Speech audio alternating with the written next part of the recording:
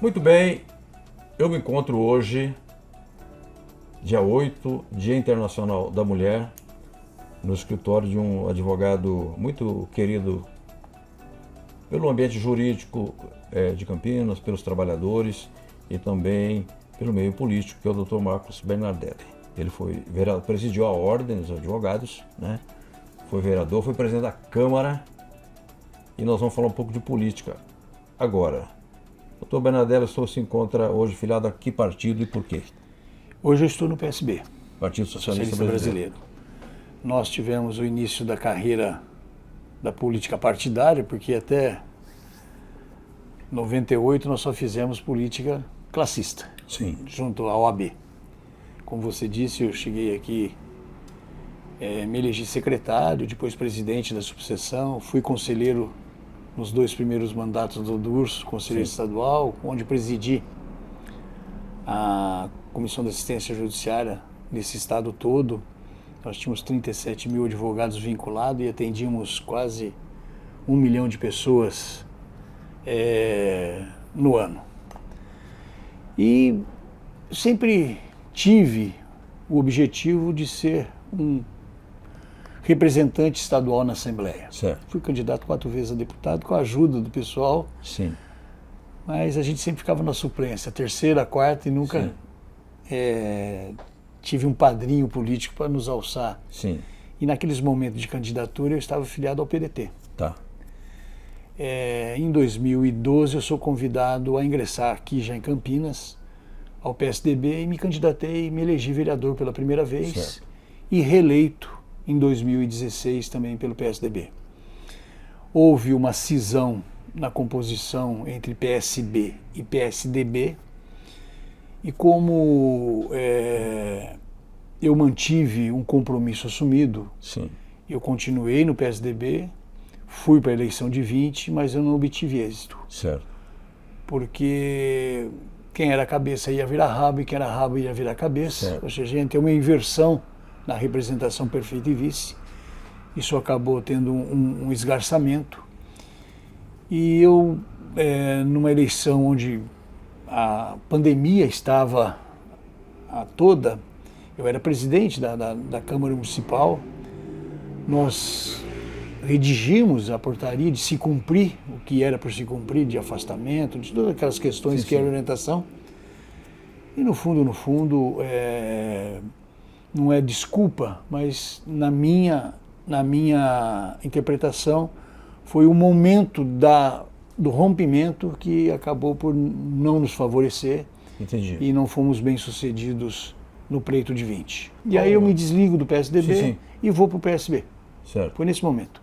E a sua relação com o Márcio França, como é que é? Uma relação boa, mas o nosso líder maior aqui na cidade, na região, é o ex-prefeito Jonas Donizete. Que é deputado federal. Que é o deputado federal, e o presidente do partido, do PSB, que é o vice-prefeito, que é o Vanderlei de Almeida, o Vandão.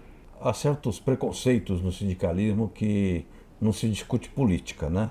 E é um erro de encaminhamento que você não pode vincular. O sindicato é um partido, porque a sociedade tem 20 e tantos partidos, portanto, se você vincula ao partido A, você acaba, de certa forma, abrindo áreas de atrito com o partido B e etc. Mas a questão política, ela precisa ser discutida permanentemente pelos sindicatos, porque quando você necessita de uma lei, de um ajuste, essa área da vigilância, da segurança privada, precisa muito do Ministério da Justiça e da Polícia Federal, você bate na porta lá em Brasília ou da Delesp. E caso você bata na porta sozinho, você atende de um jeito. Se você tiver algum poder político acumulado e de preferência um mandato popular, claro que você tem mais força, né? Porque é a força da representação do mandato. Então eu queria comentar um pouquinho aqui, filosofar um pouco, para a gente às vezes tirar da cabeça do trabalhador essa ideia de que o ambiente sindical tem que ser hostil à política. Está errado, né? Não, não pode ser. Não pode ser, porque nós também fazemos política dentro do próprio sindicato. Certo. A política de classe. Sim. Mas também deriva a política partidária. Mas vai da opção dos diretores. Eu acho que ninguém pode impor. Claro. Olha, aqui nós vamos seguir a regra do partido A ou do partido B. Mas na grande maioria dos sindicatos que a gente O sindicato laboral, ele tem uma vertente mais de centro e centro-esquerda. Sim, sim. Então, poucos, eu acho que eu não conheço nenhum que tem vertente de centro-direita, mas se existir, e uma Não, decisão... tem umas jabuticabas por aí sim. Tá? Tem, né? Ou se fazem de conta, então, que estão ali numa representação laboral. Mas, em hipótese alguma, o envolvimento tem que ser... Nós, a hora que acordamos, já estamos fazendo política. Sim, sim, sim. E é aqui no escritório, é lá dentro do sindicato, é junto aos associados, é no churrasco de final de semana. Sim, sim. É a discussão do dia a dia, porque quando nós estamos discutindo as nossas questiúnculas, né, os nossos pleitos, nós estamos tratando de fazer política ali também, mas e por que não discutir o pleito da porta para fora? O que está acontecendo no município, o que está acontecendo no Estado, Sim, sim. o que está acontecendo na União? Nós podemos sim, de forma muito tranquila, levar todos os assuntos, até tinha um posicionamento da categoria sobre um assunto X. E a categoria pensa desse jeito sobre esse assunto. Perfeito. Não vai influenciar em absolutamente nada nas questões dos direitos do associado, mas da porta para fora ele mora numa região, ele mora num bairro, ele mora na cidade, ele vive na cidade, não vive no Estado nem na União, ele vive na cidade. Correto. E as questões relacionadas à política municipal diz respeito a ele como cidadão. Perfeito. Até porque, antes de você ser vigilante, trabalhar no setor administrativo, sala de valores, etc., você é cidadão ou cidadã. Você tem título de eleitor, né? E às vezes você obteve seu título antes de ingressar no mercado de trabalho. Portanto, a cidadania precede, né, a questão laboral.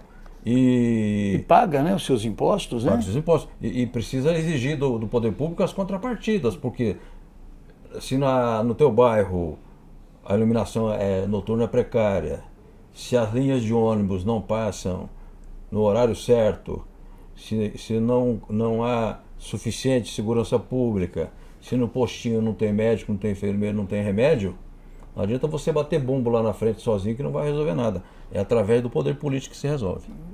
E a categoria pode auxiliar outras frentes, outras representações. Sim. Então eu acho que o movimento, a unificação não, mas o agrupamento de várias instituições, seja ela de que vertente for, nós estamos tratando de sindicatos. Sim. Nós temos sindicatos com configurações diversas, dos seus pleitos individualizados. Mas da porta para fora, na sua residência, no seu bairro, o problema é comum a todos. Sim. E aí independe de você ser metalúrgico, de você ser vigilante, de você ser bancário. É o dia a dia do cidadão comum, das necessidades que contemplam a permanência ou a vivência, ou seja lá o que for que nós vamos adjetivar, oriunda desse momento fora do sindicato. Perfeito. As questões do sindicato nós discutimos interna corpus. A situação do nosso cotidiano no município tem que ser discutido sim, ou pode ser discutido até dentro do próprio sindicato, mas não como vertente sindical. Sim. Direito dos associados. Perfeito, doutor. Agora, as pessoas, de um modo geral, não conhecem muito bem a função de um vereador e acham que só o prefeito é que resolve, ou só o secretário que resolve. É claro que o prefeito tem o poder da caneta, como se diz, né? Então o poder dele é um poder concreto, efetivo. Mas o vereador também tem poder, ele é um legislador, ele é um fiscal do executivo, ele encaminha pleitos, ele faz projetos de leis, e essa ação efetiva de um bom vereador melhora a vida do povo, não melhora? Não tenha dúvida. Aqui em Campinas, João, para você ter uma ideia, nós temos 33 espaços que são ocupados as cadeiras. Sim. No Legislativo. De fato, nós já temos pelo menos 50% que o voto aqui é distrital puro já. Tá. Ou seja, 16 vereadores são eleitos pelas suas regiões. Os outros 17, eu divido aí 9 e 8 entre distrital misto e o misto. Sim.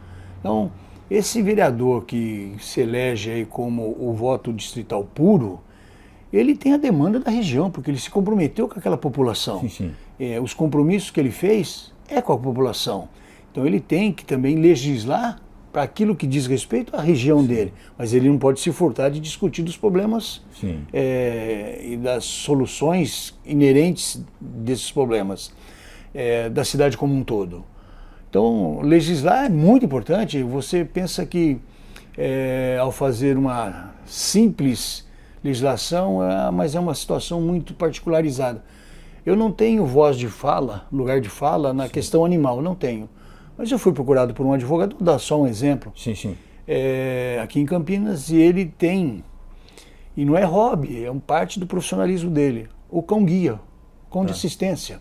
E aqui em Campinas, o cão-guia, o cão de assistência não poderia adentrar alguns espaços públicos. Então nós desenhamos, fomos junto à secretaria correspondente, elaboramos um projeto de lei. Esse projeto de lei, assim que foi sancionado, ele se espalhou para a região toda e para o estado todo e chegou a algumas cidades. E eu não imaginava, o cão de assistência hoje, pra você ter uma ideia, o treinamento, a maneira, ele custa quase 140 mil reais, um cão.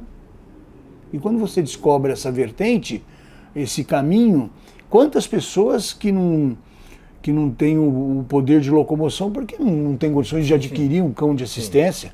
É tão assim peculiar, mas é um direito do cidadão também poder adentrar os espaços públicos com o seu animal, que lhe dá a garantia do ir e vir. Agora, tem as questões que são oriundas do executivo, a própria votação do orçamento. Só pode ser operado se você o aprovar no ano anterior. Então ali tem a conferência, o exame das verbas destinadas a todas as pastas.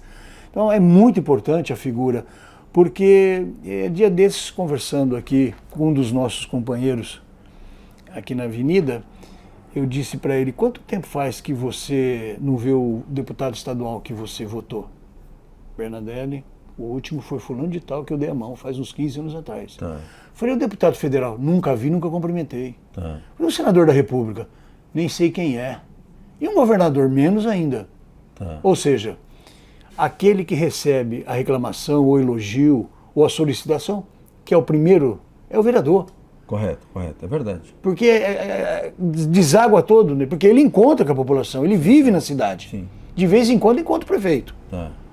Mas na maioria das vezes, a descarga ou o elogio é em cima do legislador municipal. Agora, doutor, para que a nossa conversa não fique assim longa e morosa, né? Eu queria fazer uma pergunta assim que também tem um caráter pessoal, né?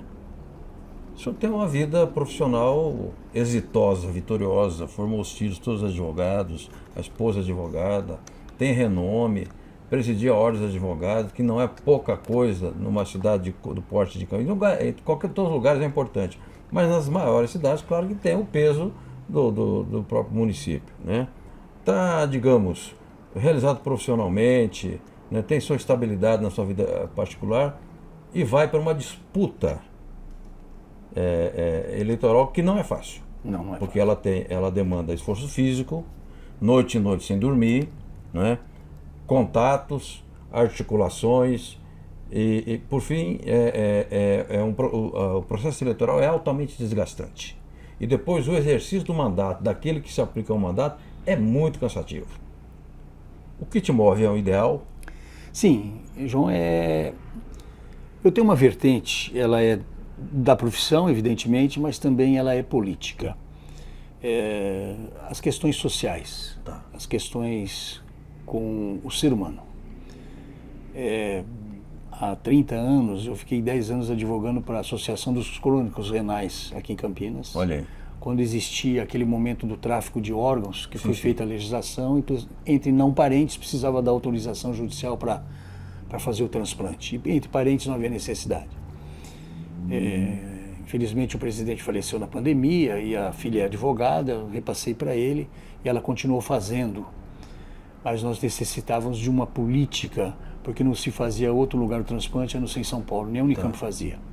Então tinha locomoção, permanência, pernoite, tudo isso aí que antecedia. Nos últimos 13 anos eu trouxe para a região metropolitana de Campinas, e isso é um produto que só tem na região metropolitana de Campinas, que é o transporte ligado. O transporte ligado é o transporte porta a porta para crianças com necessidades especiais, para paicas da criança paralítica, pestalose, tiquira, ou seja, só que o governo contemplou a criança que estava vinculada à rede pública estadual de ensino. Quando nós, no nosso bate-papo, antes de iniciarmos aqui, eu disse para você que nós ajudamos a criar um trabalho político dentro da Assembleia, a Defensoria Pública, eu fiz alguns amigos lá na Defensoria e eu fui conversar com eles a respeito dessa situação da região metropolitana, porque o Estado reconheceu esse direito dessa criança ter o transporte, mas só do ensino estadual. E como eu tenho vínculo com a Casa da Criança aqui já há quase 2 décadas, eu entendia que como o Estado não tinha condições de suprir a necessidade daquelas crianças, então ele tinha que também suprir o transporte porta a porta para a instituição social, não só para a instituição de ensino. Correto. Hoje são aproximadamente 800 liminares que nós conseguimos. Tá. Nem na Grande São Paulo e nem nas regiões metropolitanas existentes existe esse transporte. Também fez com que nós nos movimentássemos politicamente no município. Tá. Por quê? Porque é um direito daquela criança, daquele menor, não é do pai, não é da mãe, não é da instituição, não é de ninguém, é dele. Isso fez com que até a própria prefeitura, que tem aqui o transporte pai, também melhorasse o transporte com a mesma finalidade. Olha. Então, tudo isso dentro do contexto de se fazer e exercer o mandato. Aí já estava no mandato.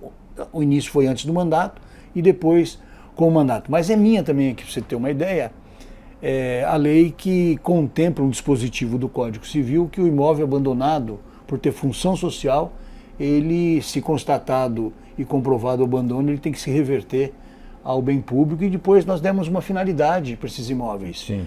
Poder ficar como próprio público, poder ser cedido ou dado em permissão para alguma instituição como se fosse um social, comodato, uma coisa assim. de graça. Tá. Ou vendido e ser a verba destinada à construção de casas populares. Bacana. Então é uma legislação que também ela espraiou para muitas cidades e muitas capitais, porque ocorrendo a constatação e a verificação do abandono, e o proprietário está ali para especular o imóvel, e ele vai ter que cuidar do imóvel dele. Pode estar fechado, mas tem que cuidar. Se ficar abandonado, ele corre o risco aqui em Campinas de ter a constatação e a encampação feita pelo município.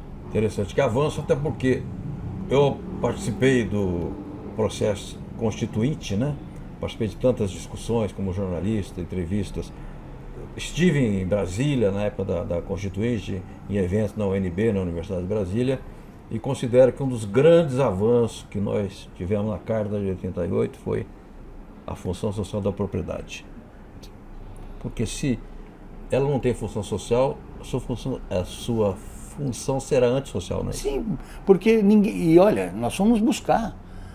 Eu confesso para você que nós não encontramos, acho que em nenhum município, porque você tinha que regularizar em cada município. Sim. E nós fizemos a regulamentação, o prefeito Jonas Donizete, à época, sancionou.